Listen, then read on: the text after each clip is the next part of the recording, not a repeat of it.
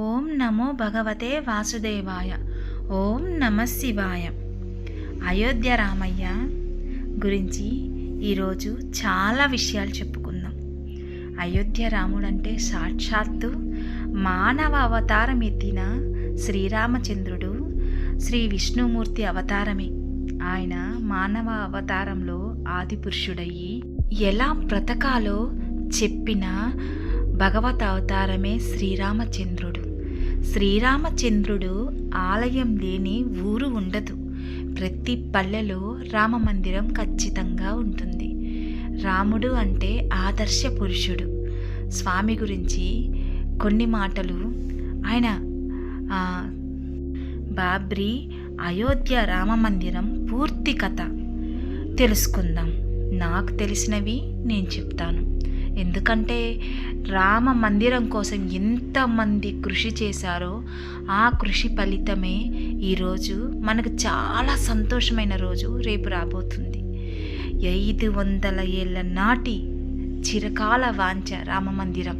మన స్వామి మళ్ళీ మన దగ్గరకు వస్తున్నాడు, మనతో ఉంటున్నాడు అనే నమ్మకంతో శ్రీరాముడు ఎప్పుడైతే మనకు రామ మందిరం వచ్చిందో శ్రీరాముడు సాక్షాత్తు వచ్చాడని అనుకుంటున్నాము. ఇంకంతా మంచి రోజులే వస్తాయని మనస్ఫూర్తిగా నమ్ముతున్నాను. ఈరోజు స్వామివారి చరిత్ర తెలుసుకుందాం. అంటే బాబ్రీ మసీదు అయోధ్య రామ మందిరం పూర్తి కథ ఏమిటి తెలుసుకుందాం. బాబ్రీ మసీద్ కంటే ముందు నుంచే వేల సంవత్సరాల నుంచి అయోధ్య రామ మందిరం ఉంది.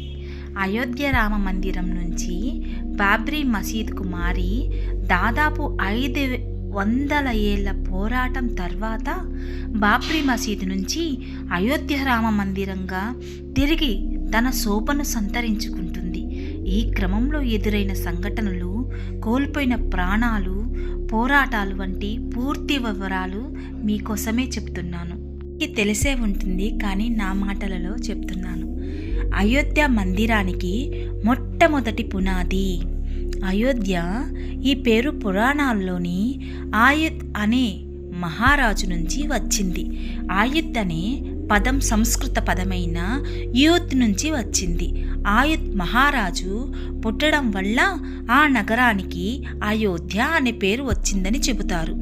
ఆయుత్ మహారాజు శ్రీరాముని పూర్వీకులు అని చెబుతారు. శ్రీరాముడు అవతరించిన ప్రదేశం ఈ అయోధ్య.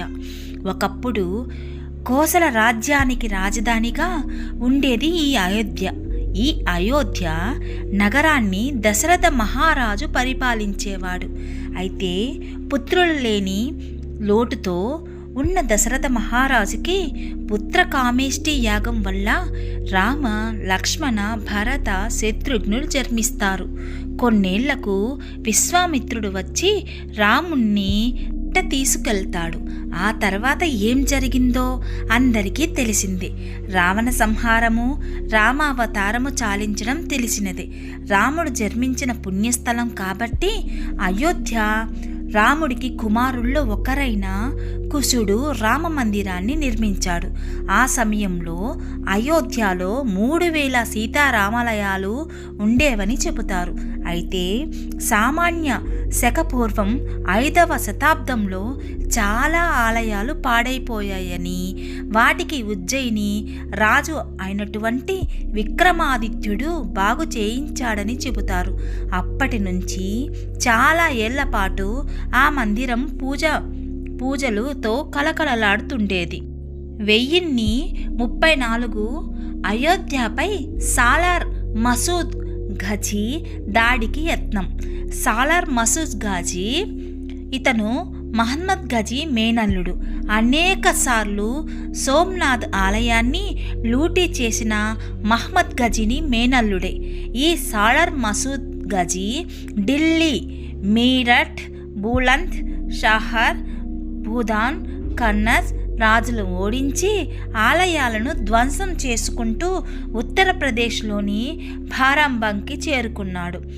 బహ్రేచ్ మీద దాడి చేసి అయోధ్య చేరుకోవాలనుకున్నాడు. మసూద్ ఘజీ 130,000 మంది సైన్యంతో సాలార్ మసూద్ ఘజీ బహ్రేచ్పై దాడికి యత్నించాడు. ఆ సమయంలో శ్రావంతి రాజ్యానికి చెందిన మహారాజు సుహెల్దేవ్ పక్క రాజ్యం రాజులతో కలిసి సాలార్ మసూద్పై చెందిన 1,30,000 మంది సైన్యాన్ని నేలమట్టం చేశాడు. దీంతో భయపడిన ఆఫ్ఘన్కి పారిపోయి ప్రయత్నం చేశాడు. సాలార్ మసూద్ ఘజీ సాలార్ మసూద్ పారిపోతుంటే భోజా మహారాజు వెంటపడి మరీ తల నరికేశాడు. ఆ తర్వాత సాలార్ మసూద్ ఘజీ శవాన్ని బ్రహేస్లోనే సమాధి చేశారు. శత్రువైనప్పటికీ అతని ఆచారం ప్రకారం సమాధి చేశారు. ఆ తర్వాత చాలాసార్లు చాలా ఏళ్ల పాటు భారతదేశం వైపు చూడాలంటే భయపడేవారు. 1526 అయోధ్యలో కాలు మోపిన బాబర్. 1526లో బాబర్ ఇబ్రహీం లోడి మధ్య యుద్ధం మొదలైంది. దీని పేరు పానిపట్టు యుద్ధం. 1526లో జరిగిన యుద్ధం మొఘలుల పరిపాలనలో నాంది పలుకగా 1556లో జరిగిన రెండో యుద్ధం మొఘలులు పట్టు నిలుపుకునేందుకు కారణమైంది. మూడవ యుద్ధం 1761లో జరిగింది. అది మొఘలుల పాలన అంతమయ్యేంత వరకు కారణమైంది. అయితే బాబర్ లోడి మధ్య యుద్ధం తర్వాత అంటే 1528 సంవత్సరం వచ్చేసరికి బాబర్ అయోధ్య మీద పూర్తిగా తన పట్టు సంపాదించుకున్నాడు. 1528 అయోధ్య రామ మందిరానికి కూల్చమన్న బాబర్ ప్రభుత్వ గెజిటెళ్లలో దీని ప్రస్తావన ఉంది. దీని ప్రకారము 1528వ సంవత్సరంలో అప్పటికి అయోధ్యలో ఉన్న మందిరాలను కూల్చమని తన కమాండర్ మీర్ బాకీలతో ఆదేశాలు ఇచ్చాడు బాబర్. దీంతో అయోధ్యలో చాలా మందిరాలను కూల్చాడు మీర్ బాకీ. వాటిలో అయోధ్య రామ మందిరం కూడా ఒకటి. అయితే అయోధ్య రామ మందిరాన్ని కూల్చి బాబర్ పేరు మీదుగా మసీదు కట్టించాడు. అదే బాబ్రీ మసీదు అయింది. ఒక్క అయోధ్యనే కాకుండా చుట్టుపక్కల ఉన్న ప్రాంతాలను బాబర్ తన ఆధీనంలోకి తెచ్చుకున్నాడు. బాబర్ తర్వాత చాలా ఏళ్లతో పాటు మొఘలుల పరిపాలన సాగింది. అయితే గుజరాత్ క్యాడర్ మాజీ ఐపీఎస్ ఆఫీసర్ కిషోర్ కునాల్ రాసిన అయోధ్య రివిజిటెడ్ పుస్తకంలో రామ మందిరం కూల్చివేత గురించి రాసుకొచ్చారు. దీని ప్రకారము రామ మందిరం కూల్చివేత అనేది 1528లో జరగలేదని, ఔరంగజేబు పాలన 1660లో జరిగింది. ఈ కూల్చివేసిన మందిరం మీదనే బాబర్ మసీదు కట్టించాడని చరిత్రకారులు క్లెయిమ్ చేస్తున్నారు. ఈ రెండు క్లెయిమ్స్ లో ఏది నిజము తెలియదు. కానీ మసీదుగా మారిన అయోధ్య రామ మందిరంలోకి ఆనాటి నుంచి ఒక్కరు కూడా అడుగు పెట్టలేదు. ఎప్పుడైతే రాజా జై సింగ్ వచ్చాడో అప్పుడు హిందువులకు ధైర్యం వచ్చింది. 1717 బాబ్రీ మసీద్ స్థలాన్ని రాముడి పేరు మీద రిజిస్ట్రేషన్ చేయించిన రాజు జైసింగ్. అది 1717వ సంవత్సరం. బాబ్రీ మసీదు నిర్మించిన 190 సంవత్సరాల తర్వాత రాజ్పుత్ వంశానికి చెందిన రాజు జైసింగ్ రాజు మసీదు చుట్టూ ఉన్న స్థలాన్ని సొంతం చేసుకుని ప్రయత్నించాడు. కానీ ఆ ప్రయత్నాలేవి ఫలించలేదు. ఆ స్థలం హిందువులకు ఎంత ముఖ్యమో తెలిసిన రాజు జైసింగ్ మొఘలులతో స్వచ్ఛంగా బాంధవ్యాలు ఏర్పరచుకున్నాడు. కానీ తాను అనుకున్నది జరగలేదు. దీంతో బాబ్రీ మసీద్ బయట ఉన్న స్థలాన్ని కొని రాముడి పేరు మీద రిజిస్ట్రేషన్ చేయించాడు. తర్వాత మసీదు ఎదురుగా ఉన్న స్థలంలో ఒక రామ్ చెబుత్రా అనే పేరు మీద వేదిక కట్టి దాని మీద సీతారాముల విగ్రహాలను పెట్టుకుని హిందువులు పూజలు చేసుకునేవారు. ముస్లింలు మసీదు లోపల ప్రార్థనలు చేసుకునేవారు. 1855 హనుమాన్ గర్హి ఆలయం వద్ద ఘర్షణలు. 1855లో అయోధ్యలో హనుమాన్ గర్వి ఆలయం వద్ద సున్నీ ముస్లింలు మరియు బైరాంల మధ్య ఘర్షణ జరిగాయి. మసీదుని కూల్చి హనుమాన్ గర్వి ఆలయాన్ని నిర్మించారని వాదించారు. అయితే నవాబ్ వాజిద్ అలీ షా జోక్యం చేసుకొని గొడవను సద్దుమణిగేలా చేశాడు. 1959 కంచెతో మసీదుని మందిరాన్ని వేరువేరు చేసిన బ్రిటిష్ ప్రభుత్వం. 1859 స్థానికులు బాబ్రీ మసీదులో ఉన్న స్థలం రామ జన్మస్థలం అని నమ్మారు. అయితే బ్రిటిష్ వారు ఆ స్థలంలో ఒక కంచె ఏర్పాటు చేశారు. దీంతో ముస్లింలు మసీదు లోపల, హిందువులు మసీదు బయట ప్రార్థనలు చేసుకోవడం మొదలుపెట్టారు. 1885 రామ మందిర నిర్మాణం కోసం మొట్టమొదటి పిటిషన్. 1885 మొదటిసారిగా అయోధ్య నివాసి మహత్ రఘువీర్ దాస్ మసీద్ బయట స్థలం, వేదిక లేదా రామ్ చబుత్రా నిర్మించుకోవడానికి అనుమతి ఇవ్వాలని ఫైజాబాద్ జిల్లా కోర్టులో పిటిషన్ వేశారు. అయితే ఆ పిటిషన్కు కోర్టు కొట్టివేసింది. మార్చి 1934 బాబ్రీ మసీద్పై దాడి. 1934 షాజహాన్పూర్లో గోహత్య వార్త వైరల్ అవ్వడంతో మతపరమైన అల్లర్లు చోటు చేసుకున్నాయి. ఈ అల్లర్లలో బాబ్రీ మసీద్పై దాడి జరిగింది. ఆ తర్వాత ప్రభుత్వం మసీదును మరమ్మత్తు చేయడం జరిగింది. 1938, 1947 మసీదు తమదే అంటూ క్లెయిమ్ చేసుకున్న సున్నీ షియాలు బాబ్రీ మసీదు ఉన్న 2.77 ఎకరాలు స్థలం తమదే అంటూ షియా మరియు సున్నీ వక్ఫ్ బోర్డులు స్థానిక కోర్టులో క్లెయిమ్ చేశాయి. బాబర్ సున్నీ అయినందున ఆ భూమి సున్నీల ఆస్తి, సున్నీ వక్ఫ్ బోర్డు తెలపడంతో స్థానిక కోర్టు వారిని అనుకూలంగా తీర్పు వచ్చింది. డిసెంబర్ 22, 1949 మసీదులో వెలిసిన రామ్ లోరు. 1949లో మసీదు లోపల రాముడి విగ్రహాలు ప్రత్యక్షమైంది. అయితే హిందూ మహాసభ కార్యకర్తలు చేసిన పని ఆ ముస్లింలు కోర్టులో సూట్ ఫైల్ చేశారు. అయితే రాముడు స్వయంభుగా వెలిశాడని, కాబట్టి ఆ స్థలం తమకే చెందుతుందని అప్పటి హిందువులు కౌంటర్ సూట్ ఫైల్ చేశారు. డిసెంబరు 26, 1949 మసీదు లోపల ఉన్న సీతారాముల విగ్రహాలు తొలగించమన్న నెహ్రూ. అప్పటి ప్రధాని దివంగత జవహర్లాల్ నెహ్రూ అయోధ్యను సందర్శించి పరిస్థితి సమీక్షించాలని అనుకున్నారు. అప్పుడు న్యూఢిల్లీలో ఉన్న నెహ్రూకి అయోధ్యలో జరుగుతున్న అల్లర్లకు సంబంధించిన నివేదిక అందాయి. అయోధ్యలో ఒక చోట చోటు చేసుకున్నంత పరిమాణాలపై ఆందోళన వ్యక్తం చేస్తూ జవహర్లాల్ నెహ్రూ లక్నోలోని యునైటెడ్ ప్రావిన్స్ ముఖ్యమంత్రి గోవింద్ వల్లభ్ పంత్కు ఒక వినతి పత్రం, టెలిగ్రామ్ పంపించారు. ఆ టెలిగ్రామ్లో చాలా ఉంది. అయోధ్య జరుగుతున్న పరిణామాల పట్ల నేను తీవ్రంగా కలత చెందాను. ఈ విషయంలో మీరు పర్సనల్ ఇంట్రెస్ట్ చూపిస్తారని ఆశిస్తూ అంటూ పంత్కి రాసిన టెలిగ్రామ్లో పేర్కొన్నారు. అయితే తనను తాను నాస్తికుడిగా ప్రకటించుకున్న నెహ్రూ మసీదు లోపల ఉన్న సీతారాముల విగ్రహాలకు అక్కడ నుంచి షిఫ్ట్ చేయాలని అప్పటి రాష్ట్ర ప్రభుత్వానికి సూచించినట్లు నివేదికలు చెబుతున్నాయి. అయితే ఒక హిందూ ముస్లింల మధ్య పెద్ద ఎత్తున అల్లర్లకు దారితీస్తుందని ఉద్దేశంతో అప్పటి జిల్లా మెజిస్ట్రేట్ కేకే నాయర్ మసీదు లోపల ఉన్న సీతారాముల విగ్రహాల్ని తొలగించేందుకు నిరాకరించారు. దీంతో ప్రభుత్వం వివాదాస్పద స్థలంగా ప్రకటించి మసీదు గేటుకి తాళం వేసింది. ఆ తర్వాత కేకే నాయర్ భారతీయ జన్ సంఘ్ పార్టీలో చేరి ఎంపీగా అయ్యారు. భారతీయ జన్ సంఘ్ పార్టీ 1977లో కాంగ్రెస్ పార్టీకి వ్యతిరేకంగా లెఫ్ట్ అండ్ రైట్ సెంటర్ పార్టీలతో విలీనం అయింది. దీంతో జన్ సంఘ్ పార్టీలు జనతా పార్టీగా మారింది. ఆ తర్వాత బీజేపీగా మారింది. జనవరి 7, 1950 నెహ్రూ రాసిన మరో లేఖ.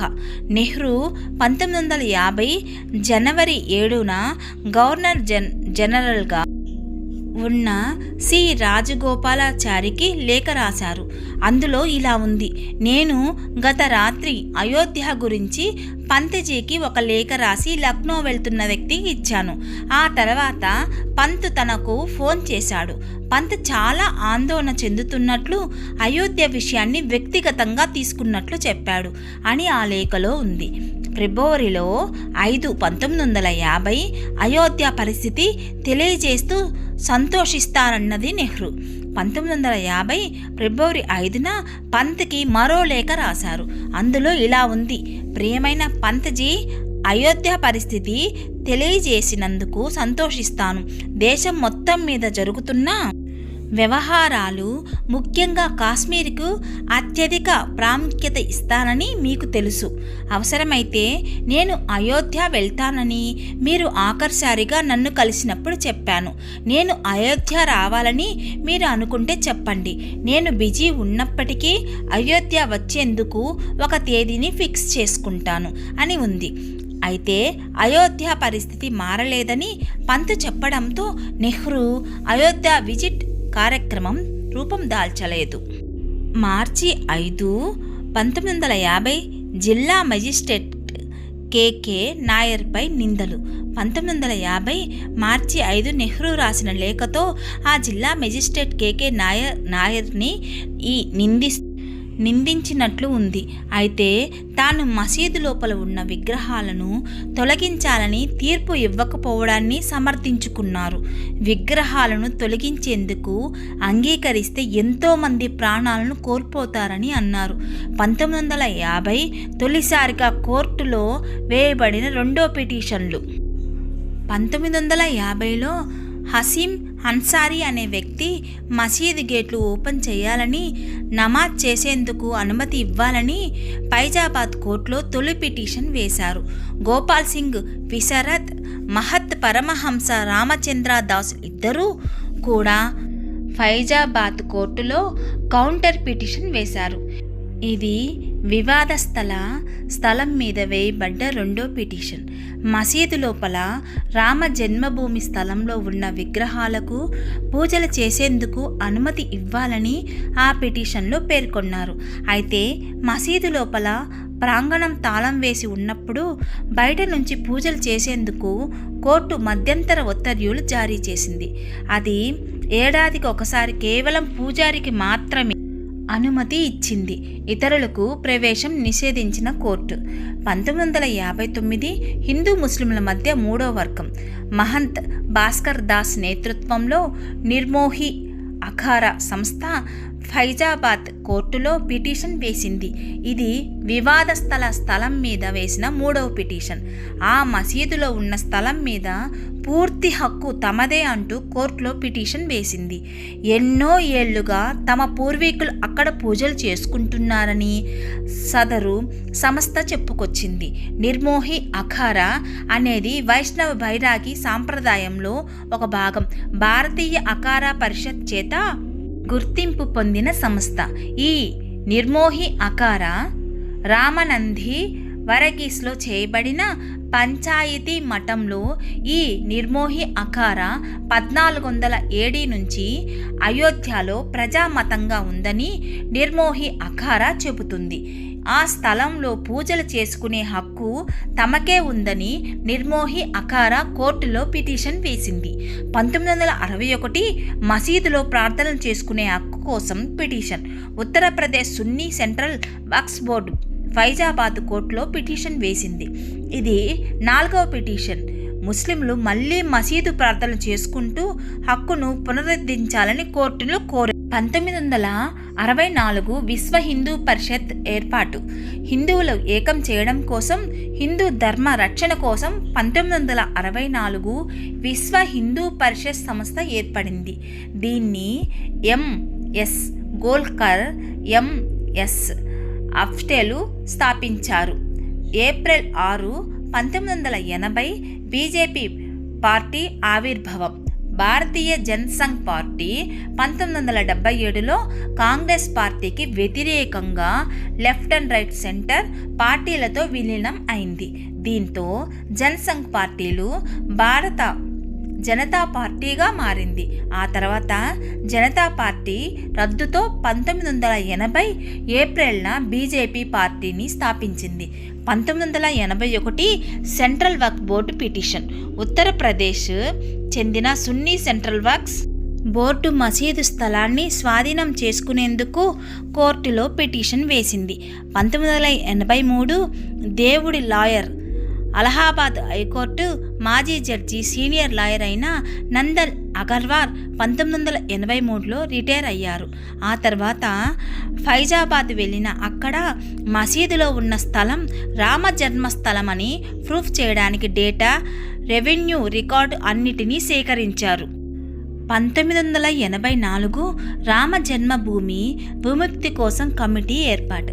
ఎల్కే అద్వానీ రామ జన్మస్థలంలో రామ మందిరం నిర్మించాలని ఒక ఉద్యమానికి తెరలేపారు. ఆ ఉద్యమం ఊపందుకోవడంతో రామ జన్మస్థలానికి విముక్తి కల్పించి మందిరం నిర్మించడానికి కోసం విశ్వ హిందూ పరిషత్తో సహా పలు హిందూ సంస్థలు ఒక కమిటీ వేశారు. ఏప్రిల్ 1984 రామ మందిర నిర్మాణం జరగాలన్న డిమాండ్. 1981లో మీనాక్షిపురం 400 నుంచి 800 మంది దళిత కుటుంబాలు ఇస్లాంలోకి మారిన దానికి ప్రతిస్పందనగా విశ్వ హిందూ పరిషత్ ధర్మ సంసద్ను నిర్వహించింది. విశ్వ హిందూ పరిషత్ జాయింట్ సెక్రటరీ అశోక్ సింఘాల్ నాయకత్వంలో అయోధ్య రామ మందిర నిర్మాణం జరగాలన్న డిమాండ్ ఎక్కువైంది. సెప్టెంబరు 25, 1984 రథయాత్ర. 1984 సెప్టెంబర్ 25న బీహార్లోని సీతామర్మి నుంచి ఢిల్లీకి శ్రీరామ్ జానకి రథయాత్ర చేపట్టినారు. ఉత్తరప్రదేశ్ మరో 6 యాత్రలు చేపట్టారు. 1984 నవంబరు బలహీనపడ్డ రామ జన్మభూమి ఉద్యమం. ఇందిరాగాంధీ హత్య తర్వాత 9వ లోక్సభ జనరల్ ఎన్నికలు జరిగాయి. 541 సీట్లకు గాను బీజేపీ కేవలం 2 స్థానాలు మాత్రమే గెలుచుకుంది. దీంతో బలహీనంగా ఉన్న బీజేపీ రామ జన్మభూమి ఉద్యమానికి మద్దతు ఇవ్వడంలో విఫలమైంది. ఏప్రిల్ 2, 1985 మహ్మద్ అహ్మద్ ఖాన్ షా బావో బేగం కేసులో మలుపు. మహమ్మద్ అహ్మద్ ఖాన్ షా బానో బేగం కేసులో ఆమె మెయింటెనెన్స్ కింద భరణం ఇవ్వాలని హైకోర్టు ఇచ్చిన తీర్పు సుప్రీంకోర్టు సమర్థించింది. అయితే ఈ తీర్పు ముస్లిం నేతలు ఖండించారు. ఫిబ్రవరి 1, 1986 మసీదు లోపలికి హిందువులు అనుమతి.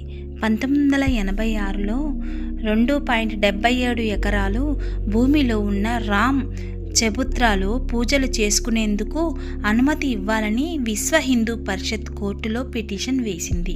కోర్టు అనుమతి, మసీదు గేట్లు తెరవబడ్డాయి. హిందువులు పూజలు చేసుకునేందుకు కోర్టు అనుమతి ఇచ్చింది.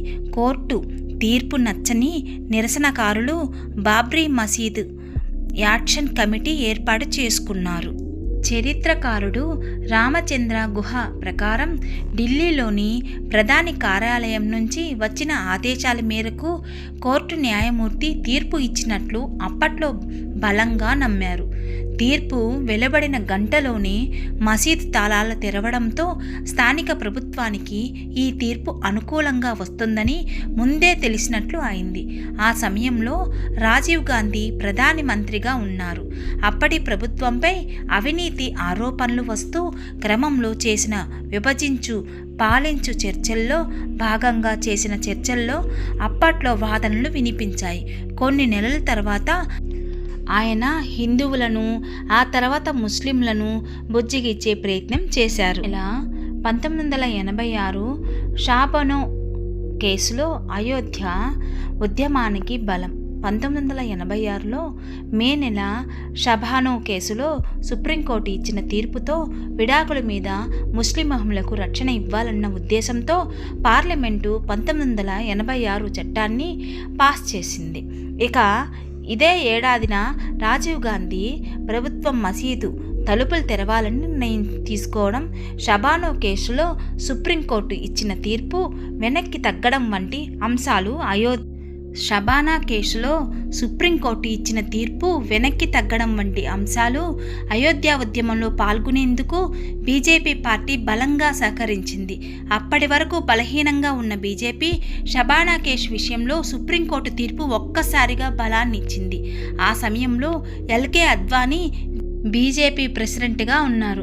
జూలై నెల 1989 ఆ స్థలం రాముడిదే, ఇవిగో ఆధారాలు. అది 1989 సంవత్సరం Vishwa Hindu Parishad vice president, Allahabad high court retired judge Deoki Nandan Agarwal ఒక పిటిషన్ వేశారు. 1983 జడ్జిగా రిటైర్డ్ అయిన ఆయన తర్వాత ఆ స్థలం అయోధ్య రాముడిది అని నిరూపించేలా ఉన్న ఆధారాలను కోర్టుకు సబ్మిట్ చేశారు.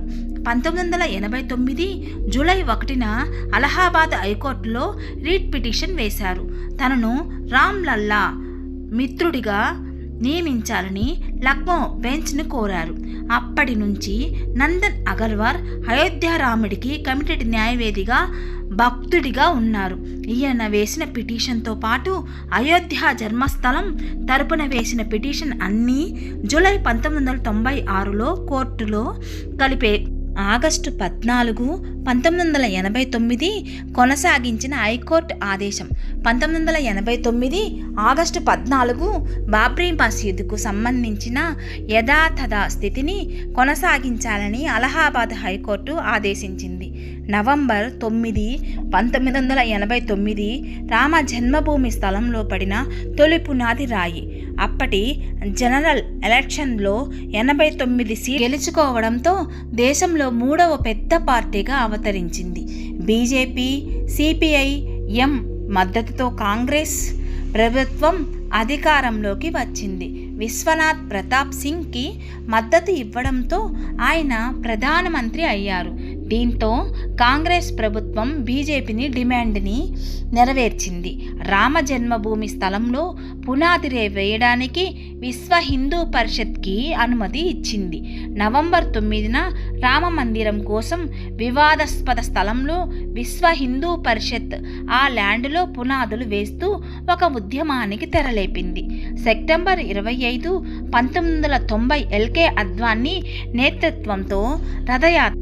1990 సెప్టెంబర్ 25 బీజేపీ నేత ఎల్కే అద్వానీ సోమనాథ్లో రథయాత్ర ప్రారంభించారు. అక్టోబర్ 30, 1990 బీజేపీ కరసేవకుల మీద పోలీసులు కాల్పులు. 1990 అక్టోబర్ 30 పోలీసులు ఆదేశాల మేరకు ధిక్కరించి మసీదు ల్యాండ్లోకి కవాతు చేస్తున్న బీజేపీ కరసేవకుల మీద పోలీసులు కాల్పులు జరిపారు. ఈ కాల్పుల్లో 20 మంది కరసేవకులు మరణించారు. ఆ సమయంలో ములాయం సింగ్ ముఖ్యమంత్రిగా ఉన్నారు. ఆ తర్వాత ఉత్తరప్రదేశ్లో వరుస మత ఘర్షణ చెలరేగాయి. రథయాత్ర తర్వాత సింగ్ నేతృత్వంలో నేషనల్ ఫ్రంట్ సెంట్రల్ గవర్నమెంట్కి బీజేపీ తమ మద్దతును ఉపసంహరించింది. ఇది ప్రభుత్వం పతనానికి దారితీసింది.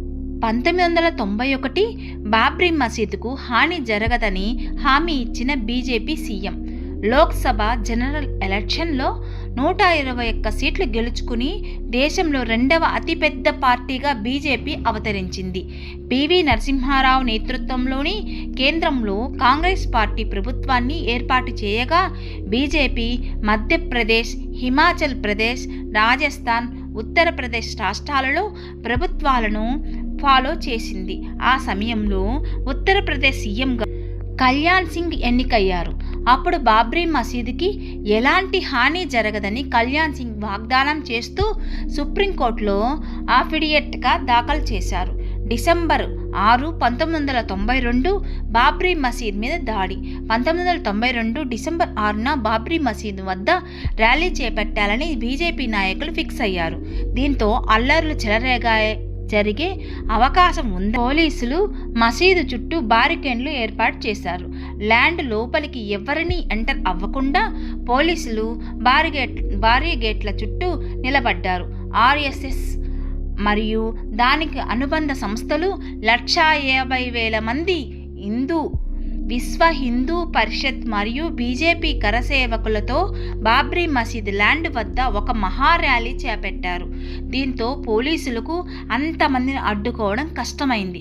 ఎల్కే అద్వానీ, మురళీ మనోహర్ జోషి, ఉమాభారతి వంటి బీజేపీ నాయకులు ఉద్వేగభరితమైన ప్రసంగాలు ఇచ్చారు.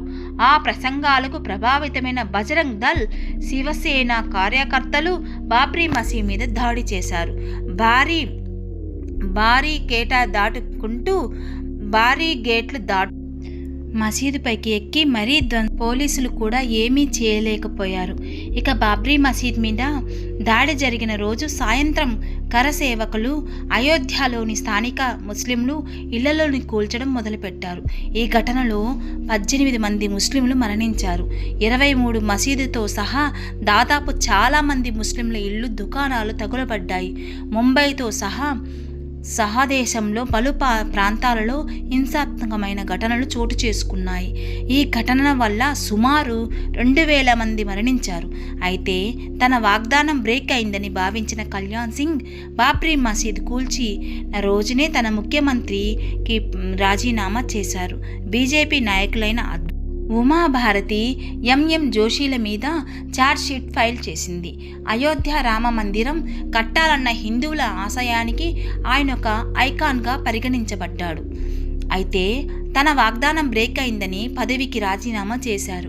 డిసెంబర్ 8, 1992 పాకిస్తాన్లో హిందూ ఆలయ కూల్చివేత. పాకిస్తాన్లోని ముస్లింలు 30 పైగా హిందూ ఆలయాల మీద దాడి చేశారు. భారతదేశంలో బాబ్రీ మసీదు కూల్చివేతకు నిరాహరిస్తూ పాకిస్తాన్ ప్రభుత్వం ఒక రోజంతా కార్యక్రమాలను, పాఠశాలను మూసివేసింది. డిసెంబర్ 16, 1992 లిబర్హాన్ కమిషన్ 1992 ప్రధానిలో ఉన్న పివి నరసింహారావు, బీజేపీ మద్దతుదారులు బాబ్రీ మసీదును కూల్చారని 4 రాష్ట్రాల్లో ఉన్న బీజేపీ ప్రభుత్వాలను బర్తరఫ్ చేశారు. ఇక ఇదే సంవత్సరంలో బాబ్రీ మసీదు కూల్చివేతపై విచారణ చేపట్టేందుకు పివి నరసింహారావు గారు ప్రభుత్వం లిబర్హాన్ కమిషనర్ని నియమించారు. దీనికి జస్టిస్ మన్మోహన్ సింగ్ లిబర్హాన్ అధ్యక్షత వహించారు. అయోధ్య మసీదుని కూల్చి వేయడానికి దారితీసిన సంఘటనలు, పరిస్థితులు వంటి విషయాలను నిర్ధారించడం మాత్రమే లిబర్హాన్ కమిషన్కి అందిన సందేశాలు. భూమిని కేంద్రం స్వాధీనం చేసుకునే దాని కింద ఉన్న అయోధ్య నిర్దిష్ట ప్రాంతానికి స్వాధీనం చేసుకునే చట్టాన్ని ఆమోదించింది. అయితే ఈ చట్టంలోని కొన్ని అంశాలను సవాల్ చేస్తూ ఇస్మాయిల్ షారూఖీ అనే ఒక వ్రాతపూర్వక పిటిషన్ వేశారు. ఇదే తడవుగా ఏడాది లిబర్హాన్ కమిషన్ తమ పరిశోధనలు ప్రారంభించింది. ఈ కేసులోని సిబిఐ తీసుకొని బీజేపీ నాయకుడు ఎల్కే అద్వానీపై ఛార్జ్షీట్ ఫైల్ చేసింది. మసీదు కూల్చివేత ఘటనలో 19 మందిని నిందితులుగా చేర్చింది. వీరంతా మసీదు కూల్చివేయడానికి కుట్ర పన్నినట్లు సిబిఐ తేల్చింది. అక్టోబర్ 24, 1994 నమాజ్ అనేది ఎక్కడైనా చేసుకోవచ్చన్న సుప్రీంకోర్టు ఇస్మాయిల్ షారూఖీ వేసిన పిటిషన్ని విచారించిన సుప్రీంకోర్టు మసీదు అనేది ఇస్లాంలో అంతర్భాగమైనది కాదు కాబట్టి నమాజ్ అనేది ఎక్కడైనా చేసుకోవచ్చు అని తెలిపింది. అలానే మసీదు కూల్చివేత ఉత్తరప్రదేశ్ సీఎం కళ్యాణ్ సింగ్ని బాధ్యతను చేస్తూ ఒకరోజు జైలు శిక్షతో పాటు 20,000 రూపాయలు జరిమానా విధించింది. 1998 బీజేపీ ప్రభుత్వ ఏర్పాటు. 1998వ సంవత్సరంలో ప్రధాని అటల్ బిహారీ వాజ్పేయి నేతృత్వంలో బీజేపీ సంకీర్ణ ప్రభుత్వంగా ఏర్పాటు చేసింది. 2021 ఆలయం నిర్మిస్తామని ప్రతిజ్ఞ. మసీదు కూల్చివేత వార్షికోత్సవం సందర్భంగా నెలకొంది. విశ్వ హిందూ పరిషత్ మరోసారి వివాదాస్పద స్థలంగా హిందూ ఆలయం నిర్మిస్తామని ప్రతిజ్ఞ చేసింది. మే నెల 2001 అద్వానీ వంటి లీడర్లపై కుట్ర ఆరోపణలు ఉపసంహరించుకున్న special CBI court Advani, MM Joshi, Uma Bharti, Bal Thackeray వంటి వారిపై వేసిన ఛార్జ్షీట్స్ని కుట్ర ఆరోపణల విచారణ స్పెషల్ సిబిఐ కోర్టు ఉపసంహరించుకుంది. జనవరి నెల 2002 మసీద్ మందిర వివాదాన్ని కోసం 2002లో అప్పటి ప్రధాని అటల్ బిహారీ వాజ్పేయి మసీదు మందిరం వివాదానికి పరిష్కారం కోసం హిందూ ముస్లిం నాయకులుగా మాట్లాడాలని అనుకున్నారు. అందరి కోసం ప్రధాని కార్యాలయంలో ఒక సెల్ని ఏర్పాటు చేసి శత్రుఘ్న సింగ్ను నియమించారు. ఫిబ్రవరిలో 2002 అయోధ్య రామ మందిరం నిర్మిస్తాం మేనిఫెస్టోలో బీజేపీ హామీ. ఆంధ్రప్రదేశ్ అసెంబ్లీ ఎన్నికలప్పుడు బీజేపీ తమ మేనిఫెస్టోలో అయోధ్య రామ మందిరం నిర్మిస్తామని హామీని చేర్చింది. వాలంటీర్లు అయోధ్యలో కలిశారు. అయోధ్య నుంచి తిరిగి వస్తుండగా గోధ్రాలో హిందూ కార్యకర్తలతో వస్తున్న రైలు మీద దాడి జరిగింది. ఈ దాడిలో 58 మంది మరణించారు. మార్చిలో జరిగిన గోధ్రా రైలు ఘటన తర్వాత గుజరాత్లో జరిగిన అల్లర్లలో 1000 నుంచి 2000 మంది ఎక్కువగా ముస్లింలు మరణించారు. ఆ సమయంలో నరేంద్ర మోడీ గుజరాత్ ముఖ్యమంత్రిగా ఉన్నారు. ఆగస్టు నెల 2003 మసీదు కింద 10వ శతాబ్దానికి చెందిన ఆలయం. మసీదు కింద 10వ శతాబ్దానికి చెందిన ఆలయం ఉన్నట్లు ఆధారాలు ఉన్నాయని ఆర్కియాలజికల్ సర్వే ఆఫ్ ఇండియా ఒక నివేదిక సమర్పించింది. అయితే నివేదికను ఆర్కియాలజిస్టు చారిత్రకారులు ఖండించారు. సెప్టెంబర్ నెల 2003 మసీదు కూల్చివేతకు కారణమైన వారిపై విచారణ. బాబ్రీ మసీదు కూల్చివేతకు ప్రేరేపించిన 7 హిందుత్వ నాయకులపై విచారణ జరగాలని సిబిఐ స్పెషల్ కోర్టు తీర్పు ఇచ్చింది. కానీ మసీదు కూల్చివేత సమయంలో అక్కడే ఉన్న అద్వానీ మీద ఎలాంటి ఆరోపణలు లేవు. నవంబర్ నెల 2004 మసీదుపై దాడిలో నిర్దోషిగా అద్వానీ. మసీద్పై దాడి అద్వానీ పాత్ర పేర్కొంటూ గతంలో ఇచ్చిన ఉత్తర్వులు సమీక్షించాలని కోర్టు మరోసారి తీర్పునిచ్చింది. జూలై నెల 2005 రామ జన్మభూమి కాంప్లెక్స్పై ఉగ్రవాదుల దాడి. అయోధ్య రామ జన్మభూమి కాంప్లెక్స్పై ఉగ్రవాదులు దాడి చేశారు. ఆ దాడిలో 6 లష్కరే తోయిబా ఉగ్రవాదులు అనుమానితులుగా ఉన్నారు.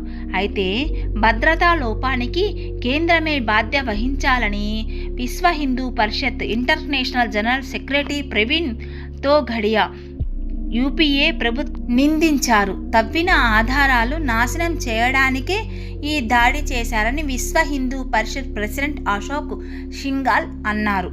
జూన్ నెల 2009 ర్యాలీలో రెచ్చగొట్టే వివాద ప్రసంగాలు. అప్పటికి ప్రధాని పివి నరసింహారావు నియమించిన లిబర్నాన్ కమిషన్ బాబ్రీ మసీదు కూల్చివేతకు సంబంధించిన నివేదికను ప్రధాని మన్మోహన్ సింగ్కి సమర్పించింది. 100 మందికి పైగా సాక్షులు విచారించగా తరం 17 ఏళ్ల తర్వాత కమిషనర్ నివేదికను సమర్పించింది.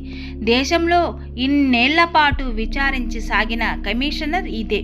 ఈ నివేదికను అటల్ బిహారీ వాజ్పేయి, ఎల్కే అద్వానీ, మురళీ మనోహర్ జోషి, కళ్యాణ్ సింగ్, ప్రమోద్ మహాజన్, ఉమాభారతి, విజయరాజే సింధియా వంటి బీజేపీ నేతలు దోషులుగా ఉన్నారు.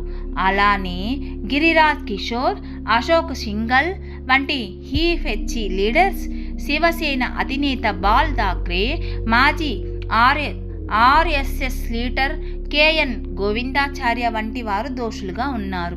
ర్యాలీలో రెచ్చగొట్టే వివాదంగా ప్రసంగాలు ఉన్నాయని, అయితే మసీదు కూల్చివేత అనేది ప్రణాళికాబద్ధంగా జరగలేదని నివేదికలో పేర్కొన్నారు. సెప్టెంబర్ నెల 2010 బాబ్రీ మసీద్ స్థలాన్ని 3కు పంచుకోవాలని అలహాబాద్ కోర్టు తీర్పు ఇచ్చింది. అయోధ్యలో ఉన్న బాబ్రీ మసీదులో ఉన్న వివాద స్థలాన్ని 3 భాగాలుగా విభజించాలని అలహాబాద్ కోర్టు తీర్పునిచ్చింది. ఈ స్థలంలో 2 వంతుల భూమి హిందువులకి రిప్రజెంట్ చేసే విశ్వ హిందూ పరిషత్ నిర్మోహి అఖారా సంస్థ వారు పంచుకోవాలని, మిగతా 3వ వంతు భూమిలో సున్నీ ముస్లిం వక్ఫ్ బోర్డు తీసుకోవాలని కోర్టు తీర్పునిచ్చింది. నిర్మోహి అఖారా వక్ఫ్ బోర్డులు ప్రాతినిధ్యం వహిస్తున్న వారిని ఈ స్థలానికి జాయింట్ టైటిల్ హోల్డర్స్గా ప్రకటించింది. దీంతో హిందువులు, ముస్లింలు సుప్రీంకోర్టులో అప్పీల్స్ దావలు చేశారు. మే నెల 2011 అలహాబాద్ హైకోర్టు తీర్పును సస్పెండ్ చేసిన సుప్రీంకోర్టు 2010 అలహాబాద్ హైకోర్టు ఇచ్చిన తీర్పును హిందూ ముస్లింలు అప్పీల్ చేయడంతో ఆ తీర్పును సుప్రీంకోర్టు సస్పెండ్ చేసింది. మే నెల 2014 కేంద్రంలో అధికారంలోకి కేంద్రంలో బీజేపీ నాయకుడు నరేంద్ర మోడీ నేతృత్వంలో ఎన్టీఏ కూటమి అధికారంలోకి వచ్చింది. ఫిబ్రవరి 26, 2016 మసీదు స్థలంలో రామ మందిరాన్ని నిర్మించారని పిటిషన్. 2016 ఫిబ్రవరి 26 బాబ్రీ మసీదులో ఉన్న స్థలంలో రామ మందిరాన్ని నిర్మించాలని బీజేపీ ఎంపీ సుబ్రహ్మణ్య శాస్త్రి సుప్రీంకోర్టులో పిటిషన్ వేశారు. జూలై 20, 2016 ఆసిన్ అన్సారీ మరణం. బాబ్రీ మసీదు కేసులో మసీదు తరపున తొలి పిటిషన్ వేసిన ఆసిన్ అన్సారీ 95 ఏళ్ల వయసులో మరణించారు. మార్చి నెల 2017 ముఖ్యమంత్రిగా యోగి ఆదిత్యనాథ్ ప్రమాణ స్వీకారం. పార్టీలు ఈ అయోధ్య స్థల వివాదానికి సంబంధించిన సున్నితమైన సెంటిమెంటల్ మేటర్లో పరిష్కారం తీసుకుని వచ్చింది. తాజాగా ప్రయత్నాలు మొదలుపెట్టాలని సుప్రీంకోర్టు ప్రధాన న్యాయమూర్తి జేఎస్ కేహార్ సూచించారు. ఇక ఇదే ఏడాది యూపీ అసెంబ్లీ ఎన్నికల్లో బీజేపీ గెలిచింది. హిందూ యువ వాహిని సంస్థ వ్యవస్థాపకుడు యోగి ఆదిత్యనాథ్ ముఖ్యమంత్రిగా ప్రమాణ స్వీకారం. ఏప్రిల్ నెల 2017 2 విచారణ పూర్తి చేయాలన్న సుప్రీంకోర్టు.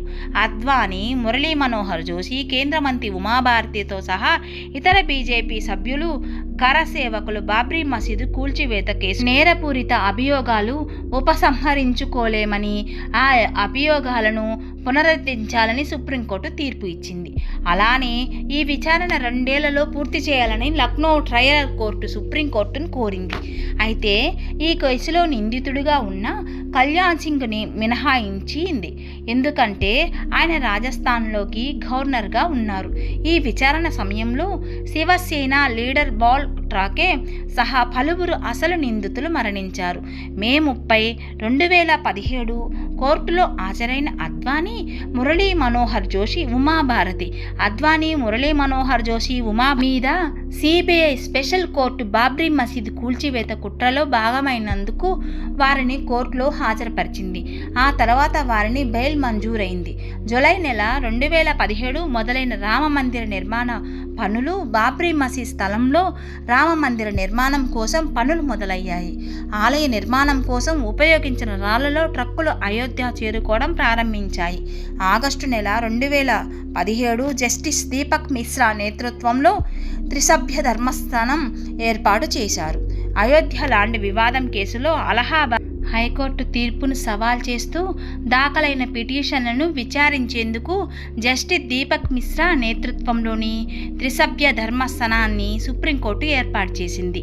ఆగస్టు 8, 2017 అభ్యంతరం లేదన్న షియా సెంట్రల్ వక్ఫ్ బోర్డు అయోధ్య వివాద స్థలానికి కొంత దూరంలో సహేతుకంగా అనిపించే ముస్లిం అధికంగా ఉండే ప్రదేశంలో మసీదు నిర్మించడానికి అభ్యంతరం లేదని ఉత్తరప్రదేశ్కు చెందిన షియా సెంట్రల్ వక్ఫ్ బోర్డు సుప్రీంకోర్టుకు తెలిపింది.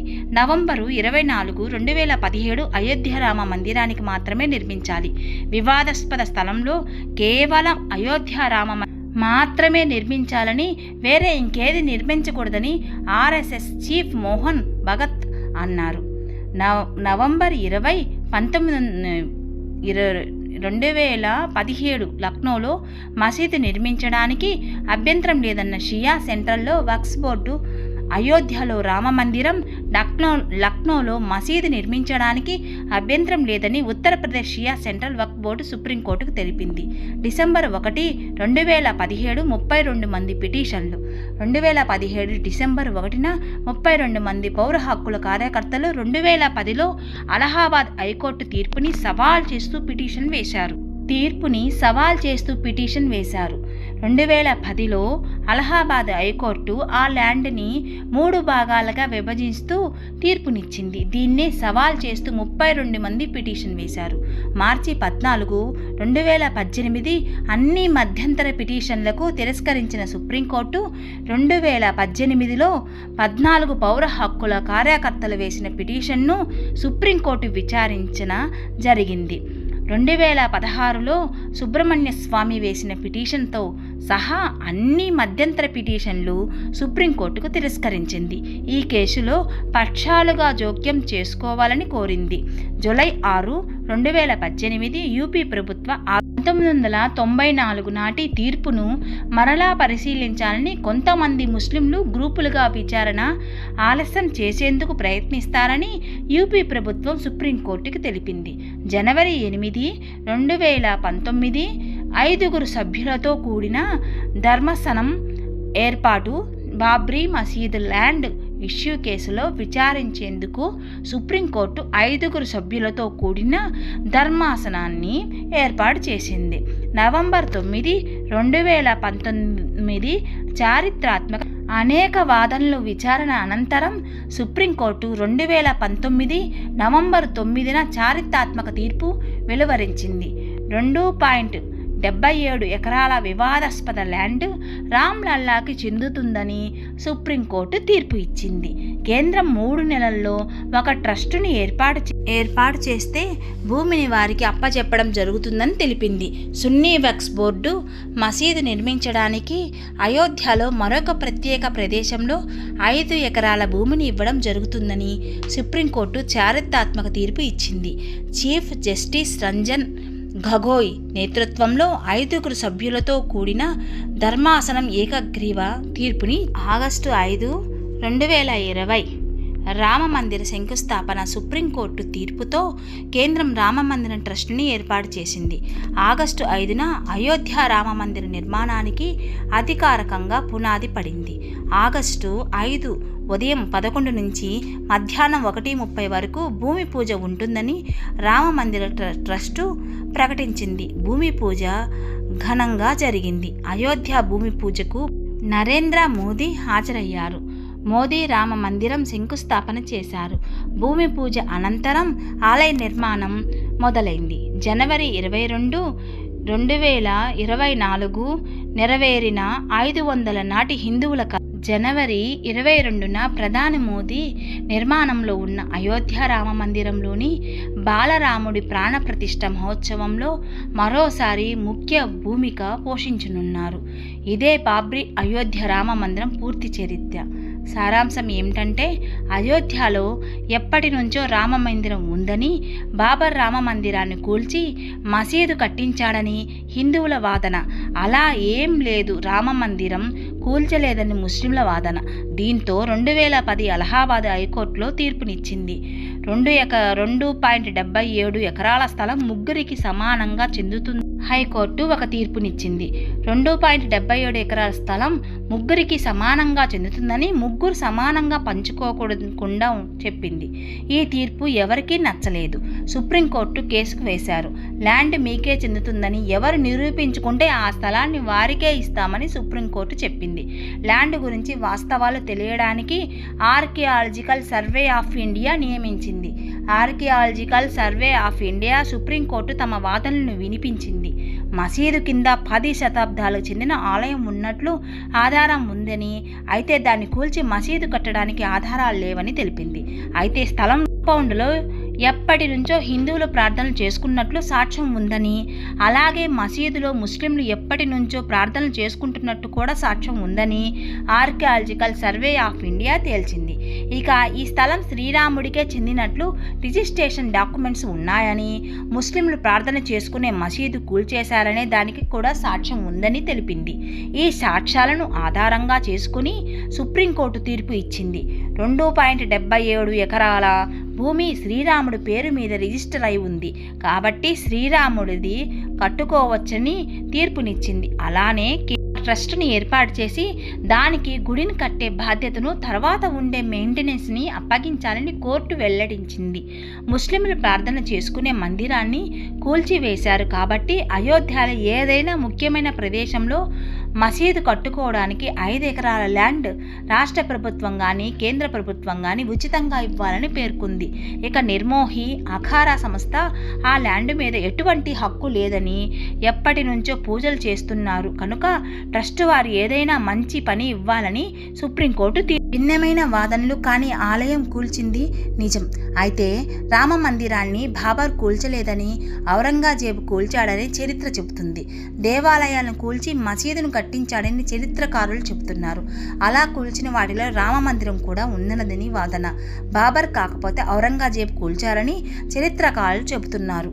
అక్కడ అయోధ్య రామ మందిరం కట్టడంలో తప్పు లేదు. అయితే మసీదును కూల్చి కట్టడం అనేది ప్రజాస్వామ్య దేశంలో కరెక్ట్ కాదు. కరెక్ట్ కాదు. అలా చేస్తే ఔరంగజేబుకి మనకి తేడా ఉండదు. అప్పుడు అతను ఆలయాన్ని కూల్చాడు, ఇప్పుడు మసీదును కూల్చారు. కానీ ఇవన్నీ మర్చిపోయి ప్రశాంతంగా జీవించేలా సుప్రీంకోర్టు తీర్పు ఇచ్చింది. ఈ విషయంలో మనుషులంతా గెలిచినట్టే. మరి మీరేమంటారు? చూశారు కదా రామ జన్మభూమి చరిత్ర ఎంత ఉందో. రామ మందిరం మళ్ళీ మనకు దక్కింది. ఇవన్నీ కూడా శ్రీరామచంద్రుడు చూస్తూనే ఉన్నాడు. ఆయన స్వయంగా మళ్ళీ రామరాజ్యంలో అడుగు పెడుతున్నాడు. రేపటి రోజున అందరూ శ్రీరామ మంత్రంతో మొదలు అయ్యి రాత్రి వరకు శ్రీరామ జయ రామ జయ జయ రామ అనే తారక మంత్రంతో అందరం ప్రార్థించాలని కోరుతున్నాను. ఆ శ్రీరామ రక్ష మనందరిపై ఉంటుందని మనస్ఫూర్తిగా కోరుకుంటున్నాను. శ్రీరామ జయ రామ జయ జయ రామ, శ్రీరామ జయ రామ జయ జయ రామ, శ్రీరామ జయ రామ జయ జయ రామ.